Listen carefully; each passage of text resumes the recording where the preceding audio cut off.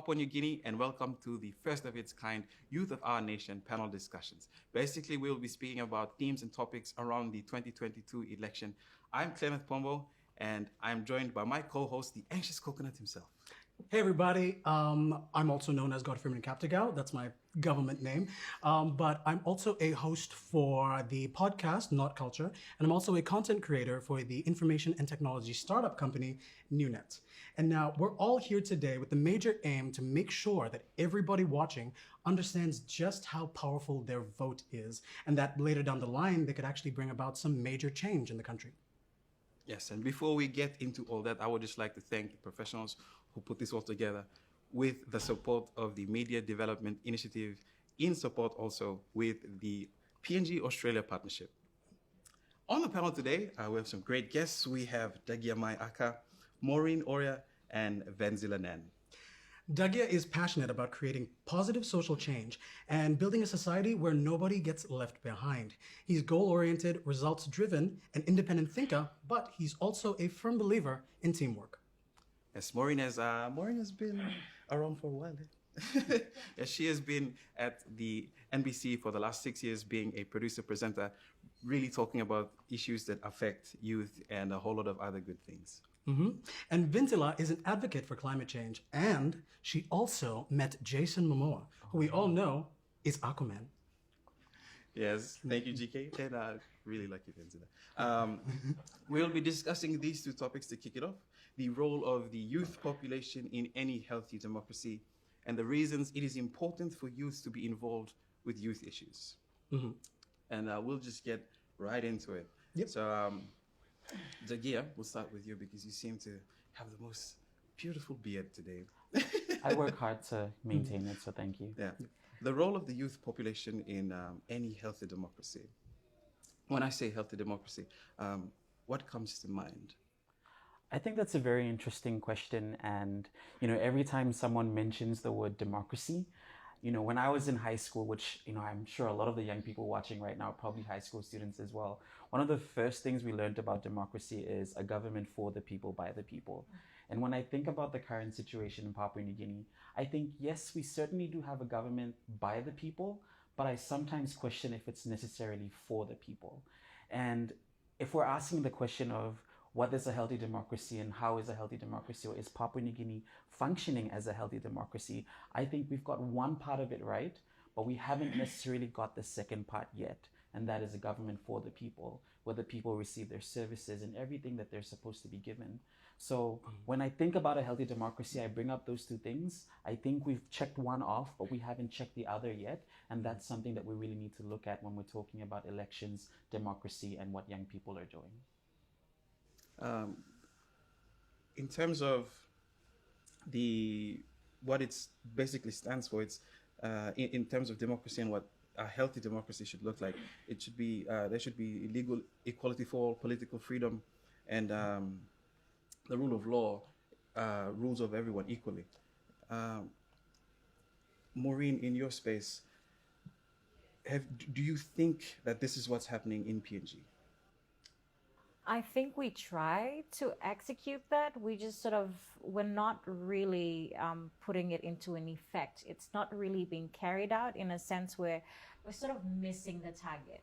We feel like we have the policies, we have everything, the stages, the awareness that we're trying to create, and we put so much money into that. But for it to be carried out, or for it to reach that target that we're trying to, there's a really big margin that we're not really banking on. We have all this awareness going out, but the people that are supposed to be targeted for it are not aware as to why they should be. And by that I mean the young people. We're talking about underage people that are going to turn 18 before April 27. But we're not telling them why it's important that they do enroll, why they have to. So by that, I'm saying that, democracy, yes, we have it in place, but we're not necessarily getting the right picture out to people to understand, young people to understand why that is in place. Vincila, how about you? Do you agree with the points that Dagia and Marina brought up? Yeah, I do agree with them. The point that Dagia mentioned about for the people and by the people. By the people is a bit compromised, if I can be honest. By the people, in a sense where votes are still being bought. There's so much corruption in the country, and I feel that that's something that threatens democracy. As we're talking about healthy democracy, and when you look at things like inequality or corruption, it sort of it threatens it, and and that's two of the main problems that we have in the country is corruption and inequality. So I feel that if we both of those for the people and by the people is highly compromised, then as young people, I feel that we have to find a place where we fix that. Not in a sense where we, come out with everything and try to fix it, but how can we fix it from our standpoint?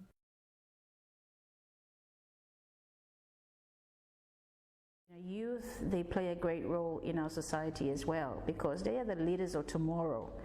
And we need to actually involve them, engage them, and educate them what our systems are all about.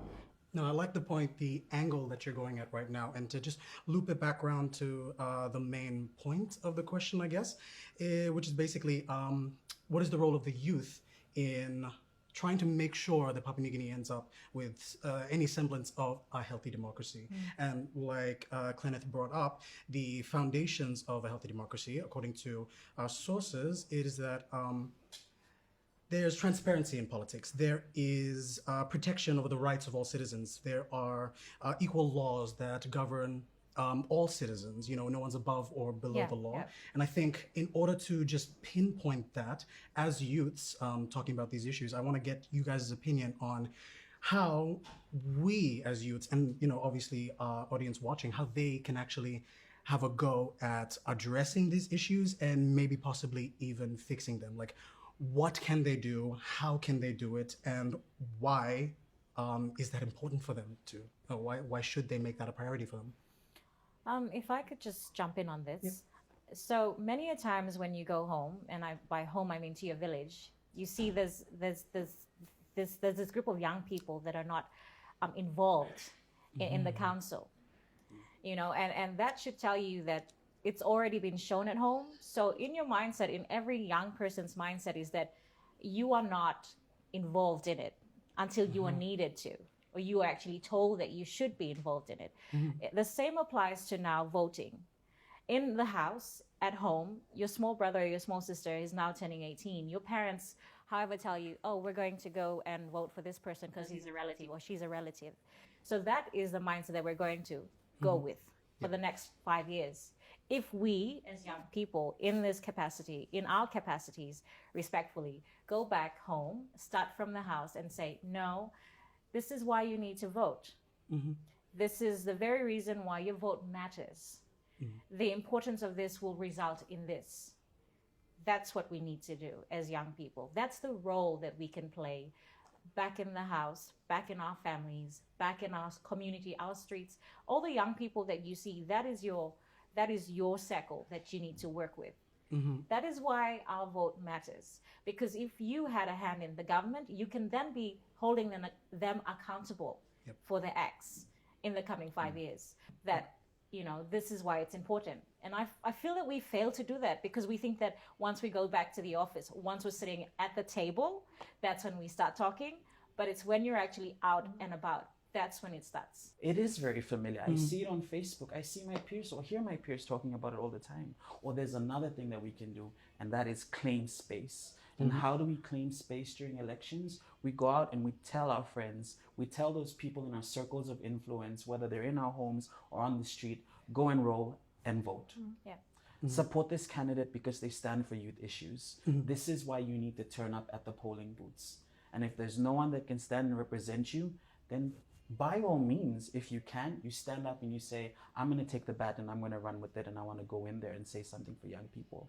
I think our key role right now in this point in time in protecting or building a healthy democracy is participating. And how do we participate right now? We enroll and we vote. If you can't vote, You go and you tell your parents to vote, you tell your auntie to vote, you tell the boo-boo to vote, or you tell that little lovely lady that's at the market that gives you free stuff to go and vote as well. She's so nice. Yeah, she's very nice. Yeah. Vincela, I'd like to get your thoughts on that. Have you ever felt the need to create spaces like that? Because I do understand that you have taken stages internationally to talk about things that you believe in, and I particularly want to see how, let's just say, in the Papua New Guinean political space, how does that compare to some of these international spaces that you've been in? Are there some of the issues that Dougie has mentioned? Have you faced the same problems? Dougie and I, we go way back. We started our journeys together. We were 16, right? Yeah, 16, 15. we were 16, 15, around that time when we started putting our hands up to become advocates of change. And back then in the past, we literally had no voice. We were just like this small group of people, young people just walking around and talking and trying to discuss things. And one of the things that I really resonated with as a young person was the Youth Against Corruption Association, which was a very good group that advocated for change. And it said that change has to start from yourself and not from the government. So the whole complaining about the government hasn't really been a thing for us, like coming out from a space as such. It hasn't been a thing for us to complain so much, rather give solutions as to how we can help the problems that we face as a nation. And to create a seat at the table, I was expressing earlier on about how I was out of the youth space for a while. I had to get a job, so I was out.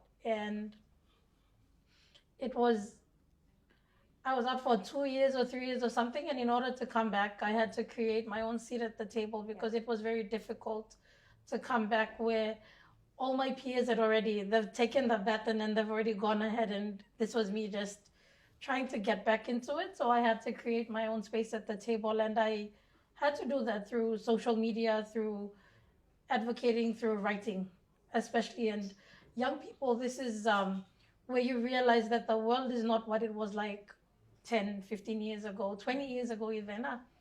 The world is changing. Musicians are being given recognition for advocating for issues that they believe in.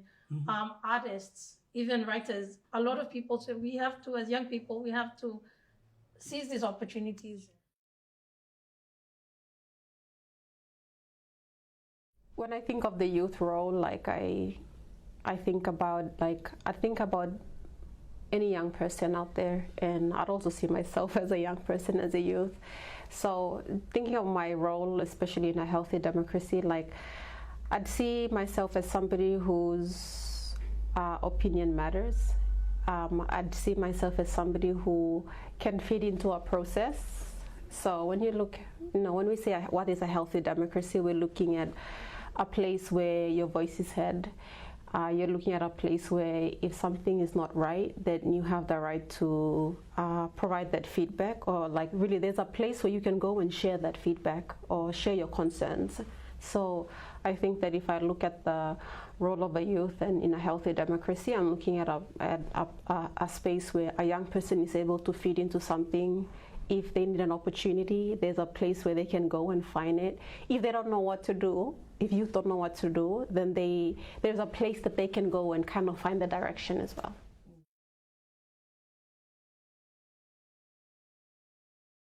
We talk about youths empowering youths, and that is brilliant to see, because there's so many people coming up and using platforms or doing what they're doing to encourage other people. And I commend people on that, because if no one else wants to encourage you, do it yourself. Because why do I have to wait for someone else to tell me that I'm good enough, I can make a difference? I don't need your opinion, I can do it myself. So that's where support systems come into play. If youth start engaging with each other and encouraging each other, saying, I believe that what you're doing is brilliant, and standing together to make a difference, that's when you see actual change, because they'll say, oh, these people are actually standing together. And enough of this, oh, it's a competition. There is no competition. I don't know who in your family or your boo-boos or people in the village keep telling you that it's a competition, it's a competitive world. No, if we get rid of the competition and start collaborating, collaboration is the best way for any business, any government to work towards something which is better. Everyone has access to technology, everyone has access to a phone. I can say that for people in the urban centers, not necessarily for my folks back at home. I have no network in my village, but the people in the cities that are able to watch this, you have information right at your fingertips, and you can either use technology to your advantage or to your disadvantage. And it would be very good if we started looking for opportunities to help ourselves, because the more we complain about the government, we're clouding our own vision of how we could change the world or change the country to create a healthy democracy. All right. In closing, we have a few minutes left. In closing, give out a call to action, something that the young people can do right now after watching this video. Be informed. You know, I always tell a lot of people that I meet, be informed. Get online, read the news and see what's happening. Stop on the road and read the front page of the newspaper, or read as much of it before the guy chases you away or asks you to pay for it. Yeah. Be informed and know what's happening, because that's how you get involved. If you don't know what's happening in your community, your country, or especially right now during elections, it'll be very difficult for you to participate meaningfully. And I use the word meaningfully because you don't just go stand there and say, I participated in the election because I went and I stood in a line. No, meaningfully as in you're informed, you know the issues, and you're going to go out and try to address them in one way or another. So my call to action is to be informed, read the news, listen to what's happening, and go out there and do something about it. It does matter if you do. So my call to action is that use whatever you have. Use your tools, use your voice, use your platforms to not only create awareness, but create a ripple effect. Do something that will make a change, regardless of where you're at. We start from the home, we start with our siblings, and then from there we branch out. In my capacity, I'm not someone that's out there. I tend to be inside the house I work with small communities, so I believe that in whatever spaces you can find yourself in, if someone doesn't know, like a lot of times we sit in the bus and there's always this one person sitting next to us that mentioned something about what's in the news, and if you're in a position to explain properly to that person, you do it, because chances are, I'm going to go back to the house, I'm talking house line blame. And that is how we spread that message across. It doesn't have to be big. You don't necessarily need a seat at the big table with the big guys, but rather that seat in the bus is perfectly fine and it can suffice. No, I love that the general theme here is that we all have the responsibility and we all already have that power. And then the only thing now is just to realize that we have that power. And more importantly, that they do have this power.